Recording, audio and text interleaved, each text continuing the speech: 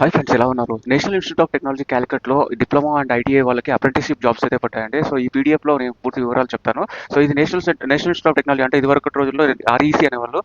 REC అంటే ఇప్పుడు NIT ఇది. సో ఎన్‌ఐటీ క్యాలికట్‌లో centre for continuing education and skill development CCESD అని ఒక డిపార్ట్మెంట్ ఉంది. దాంట్లో ఏంటంటే engagement of apprenticeship trainees for graduate diploma and ITI trades అని చెప్పేసి రిలీజ్ చేశారు.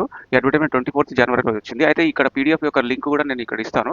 సో ఇదే పీడిఎఫ్లో అప్లై ఆన్ లింక్ కూడా ఉంటుంది. సో ప్రస్తుతానికి చూసుకుంటే మనకు ఇక్కడ డిప్లొమా అప్రెంటిస్‌షిప్ జాబ్స్ వచ్చి ఎన్ఐటి క్యాలికట్లో ఈ పర్టికులర్ బ్రాంచెస్లో ఉన్నాయి. సో మెకానికల్లో అండ్ కెమికల్, సివిల్, అలాగే ల్యాబ్ టెక్నీషియన్, కంప్యూటర్ సైన్స్. మెయిన్గా కంప్యూటర్ సైన్స్లో 7 ఉన్నాయి. సో ఇవన్నీ కూడా డిప్లొమా వాళ్ళకి అనమాట. డిప్లొమా ఇన్ కంప్యూటర్ సైన్స్ చేసిన వాళ్ళకి లేదా ఎలక్ట్రానిక్స్, ఎలక్ట్రికల్ వాళ్ళకి 7 ఉన్నాయి.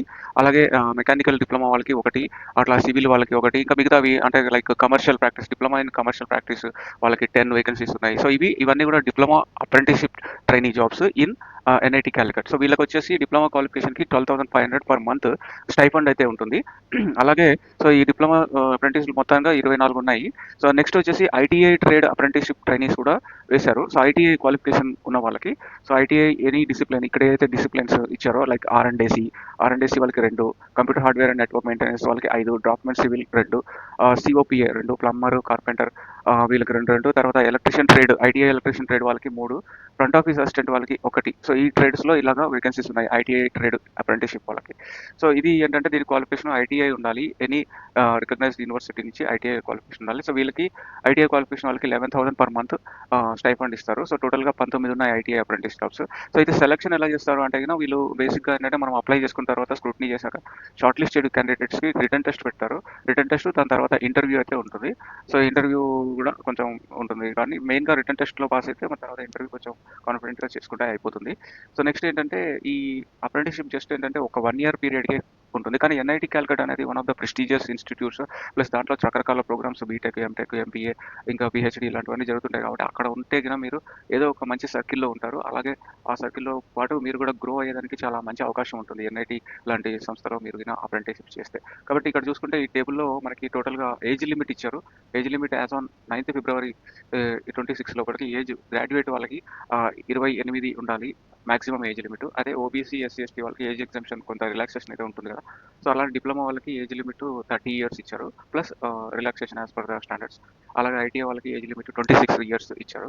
సో అన్నట్టు ఇక్కడ గ్రాడ్యుయేట్ వాళ్ళకి కూడా కొన్ని వేకెన్సీస్ ఉన్నాయి స్టార్టింగ్లో. So graduate in library science, hotel management, nursing, lab technician, pharmacist. So వీళ్ళకి ఇలా కొన్ని చిన్న చిన్న 1, 2 వేకెన్సీస్ ఉన్నాయి. సో వాళ్ళకైతే సాలరీ 15,000 పర్ మంత్ ఇస్తారు ఎన్ఐటి క్యాలికట్లో. సో స్టైఫండ్ అదే. సో ఇంకా నెక్స్ట్ ఎలా అప్లై చేసుకోవాలి, హౌ టు అప్లై అంటే కనుక ఇదే పీడిఎఫ్లో ఇక్కడ ఒక ఫామ్ ఇచ్చారు. సో ఈ ఫామ్ గూగుల్ ఫామ్ క్లిక్ చేసి, సో గూగుల్ ఫామ్ క్లిక్ చేసినప్పుడు ఇలాగ మీకు ఒక ఫామ్ వస్తుంది. సో ఇక్కడ notification for engagement of apprenticeship trainees అని ఒక హెడ్డింగ్ అయితే ఉంటుంది. సో ఇందులో వీళ్ళ కాంటాక్ట్ నెంబర్ కూడా ఇచ్చారు. సో ఇక్కడ మీకు ఈమెయిల్ ఐడి, మీ యొక్క ఈమెయిల్ ఐడి, కేటగిరీ అంటే గ్రాడ్యుయేట్, డిప్లొమానా, ఐటీఐ సెలెక్ట్ చేసుకోవాలి. పోస్ట్ దేనికి అప్లై చేశారు మీరు అంటే లైక్ మెకానికల్, సివిల్, లేకపోతే computer science, library information management, ఆర్&డీసీ, ఎలక్ట్రీషియన్. సో ఇలాగా ఇచ్చారు.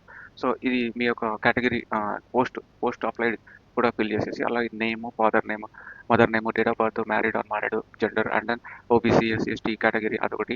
తర్వాత ఈడబ్ల్యూఎస్లో ఉంటుంది బెంచ్ మార్క్ అంటే మనకు ఫిజికల్లీ ఛాలెంజ్ వాళ్ళకి. తర్వాత నెక్స్ట్ ఇంపార్టెంట్ మీకు Aadhaar number, Indian nationality, Indian other nationality కూడా ఉండొచ్చు, కాకపోతే ఇండియన్ మనకి ప్రిఫరబుల్ కాబట్టి మనకి మ్యాక్సిమం.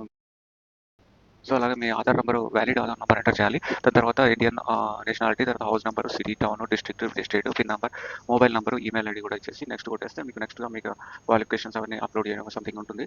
సో అప్పుడు మీరు ఇక్కడ మీ యొక్క డీటెయిల్స్ అని ఎంటర్ చేసి ఈ ఫామ్ సబ్మిట్ చేశారంటే మీకు ఖచ్చితంగా మీ యొక్క క్వాలిఫికేషన్లో ఉన్న పర్సంటేజ్ వాటి బట్టి మీకు ఒక రిటర్న్ టెస్ట్కి ఇన్విటేషన్ అయితే వస్తుంది. సో రిటర్న్ టెస్ట్ తర్వాత ఇంటర్వ్యూ ఇవన్నీ క్లియర్ చేసుకుంటే మీకు అప్రెంటిస్ అనేది అయితే వస్తుంది నేషనల్ ఇన్స్టిట్యూట్ ఆఫ్ టెక్నాలజీ క్యాలికట్లో. సో అదండి ఈ యొక్క ఎన్ఐటి క్యాలికట్లో అప్రెంటిస్ జాబ్స్ యొక్క నోటిఫికేషన్. సో మీరు కూడా ఇది ఖచ్చితంగా అప్లై చేసుకొని వెంటనే దీన్ని జాయిన్ అవుతే మంచి ఫ్యూచర్ ఉంటుంది.